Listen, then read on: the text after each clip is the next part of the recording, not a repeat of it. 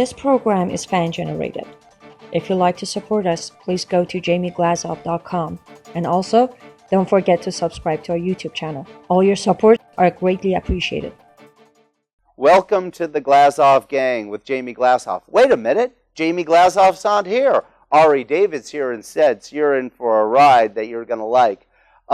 With me today, Shillman Fellow from the David Horowitz Freedom Center, Raymond Ibrahim, who's also an author and an associate fellow at the Middle East Forum. He's also the author of Crucified Again, that's available at all fine bookstores and online, of course. So, Raymond, thank you for joining me. It's a pleasure to have you. Thanks for having me, Jamie. I mean, Ari. Don't worry, that happens. Okay. Steve. You wrote two fascinating recent articles that I just love your writing over at frontpagemag.com. But recently you wrote one about the Nazis and the Islamists and connections between the two. How did you come up with the subject? What was the sort of the inspiration and the connecting points of this analogy? Sure.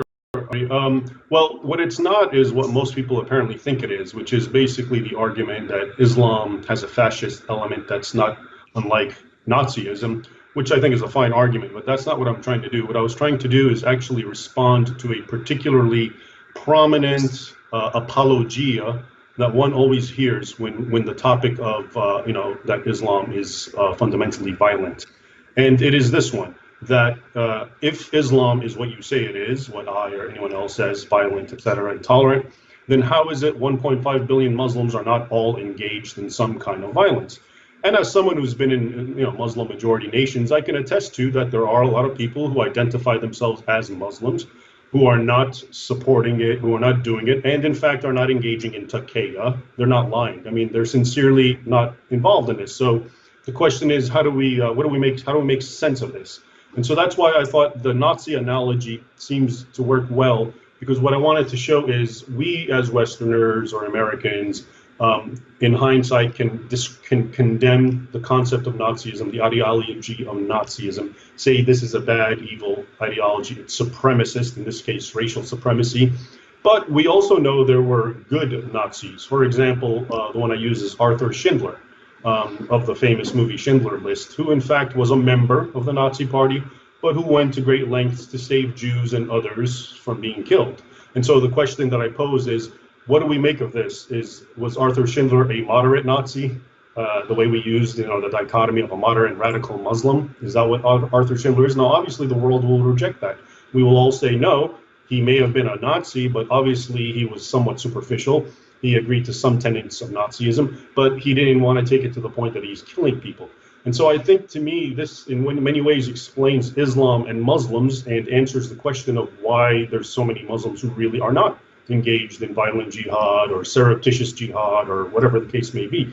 Because you have so many Muslims, every Muslim, the majority of Muslims are born into the faith. If you're born to a Muslim father, such as our illustrious President Barack Hussein Obama, you are a de facto Muslim according to Islamic law. And so that's the majority of Muslims. They're just born into it. A lot of them don't know what the religion is. A lot of them ignore it, et cetera, et cetera. So I think this is the best way to understand who and what these people are.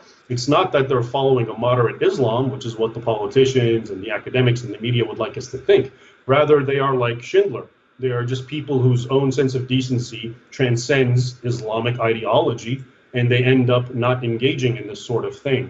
And so basically, and again, I'm not arguing, because a lot of people and critics will argue and say, you're blurring the issue. It's not my problem to try to differentiate the radical from the moderate. Moderates need to step up, et cetera, et cetera. And I'm not actually going in that field at all. I'm just trying to give a way to respond to this famous apology about, hey, we have 1.5 billion Muslims. Obviously, a lot of them are not doing this, and I know that for a fact. So how do we get over that? And I think this is one of the best ways to see it, that you can have an ideology. Today we condemn Nazism. It's outlawed in many places. It's a supremacist ideology, but we know there were people who did good things. I think this is the paradigm to apply to Islam and Muslims.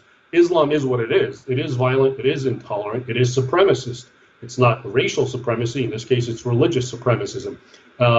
But we are not doing that. We're not saying that. What we're doing is we look at the so-called moderate or non-violent Muslims who are not representative of Islam, and then we say, well, see, that means Islam's not as bad. And I think it's time to try to apply the Nazi paradigm of moderate Nazis and radical Nazis, if you will, Hitler versus Schindler, to the 1.5 billion Muslims. Yes. Now, would you also make the distinction, because we so often hear that Islam is a religion, and in my personal opinion, as someone who's informed but not expert, it appears to me to be much more of a political movement and a cult. I would also categorize Nazism as a bit of a cult with a political bent.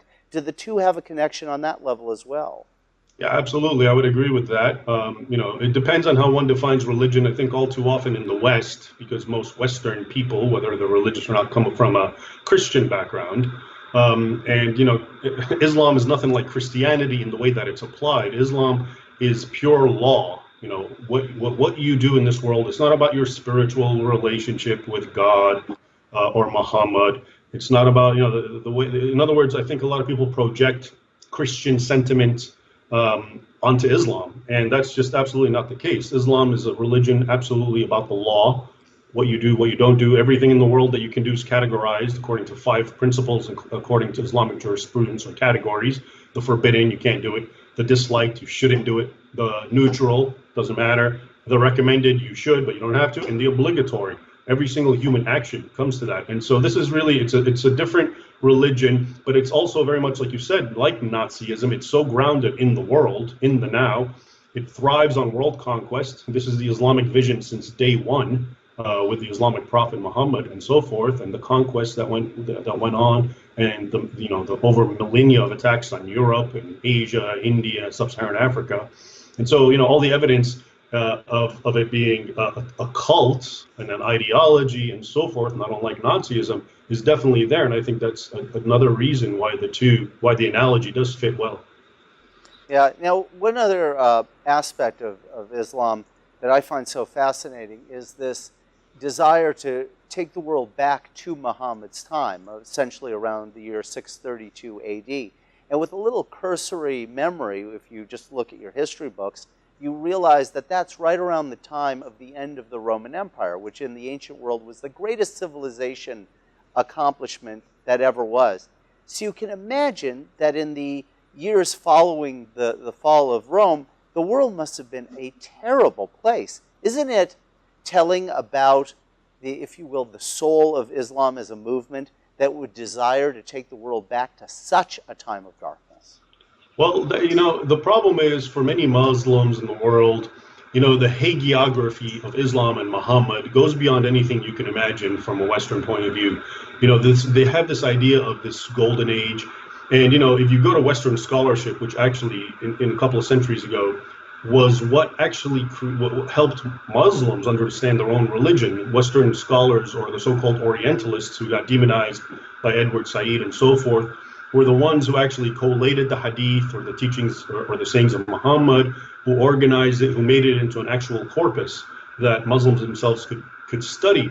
And they concluded, the Orientalists, many of them, that all of this was absolute hogwash, that Muhammad didn't say this or that. They were all fabricated later in the Abbasid period, in the Umayyad period, under different caliphates who wanted to justify their own rule and reign by making it sound somehow Muhammad was agreeing with what they're doing and so forth. And of course, you probably know there's the argument, which goes back decades, that Muhammad didn't even exist, which is a plausible argument. So the point is, to Muslims, of course, they reject all this. And anything and everything Muhammad said that's written down, no matter how ludicrous, and we can get into that, it's sacrosanct to them. And so if Muhammad did it, for example, there's the famous adult breastfeeding. And this is a fatwa came out, you've probably heard of it, a few years ago. It resurfaces occasionally in different Muslim countries. And it's again based on, it's based on Islamic jurisprudence. Muhammad in the hadith, there's a story. A woman says that her and her husband had a son who was adopted, and the woman is complaining. Now this son has grown to be a man, and obviously he's not their son because adoption is banned in Islam anyway. And her husband comes and he's angry when he sees the boy in her company and she's not fully veiled. So Muhammad's solution is to tell this woman, go breastfeed this man 5 times. Go through the action of putting your breast in his mouth and engage it so that he suckles on it, and that way he will be your child. And Muhammad even laughs in the narrative. But it ends up with a woman saying she did it, and her husband's happy now and everything's fine. And so this is the golden era of Islam. And Muslims are not interested in classical Greco-Roman civilization or anything like that. That's all infidelity, kufr. We reject it. The only paradigm they want to go to is Islam, Muhammad, and his original companions. And it's stuff that's ludicrous from, I wouldn't even say a Western point of view, from just common sense, like what I just indicated. But if you're a brainwashed person and this is what you believe, this is the golden age, this is what we need to follow, this is Muhammad's a perfect man, then they're going to do it. And all these arguments, common sense, and things that may motivate us to think twice are just thrown out the window for many of these people. Yes. Well, that's a fascinating subject. Thank you for joining me. Raymond Ibrahim, Shillman Fellow at the David Horowitz Freedom Center, Associate Fellow at the Middle Eastern Forum, and again, the author of the book Crucified Again, available at all fine bookstores and, of course, on Amazon online. I strongly suggest you all check it out. And thank you for joining the Glazov gang. Again, this is Ari David filling in for Jamie Glazov. Please go to jamieglazov.com and support the show. And make sure you subscribe to our YouTube channel, which is called The Glazov Gang. It's been a pleasure being with you tonight. Thank you.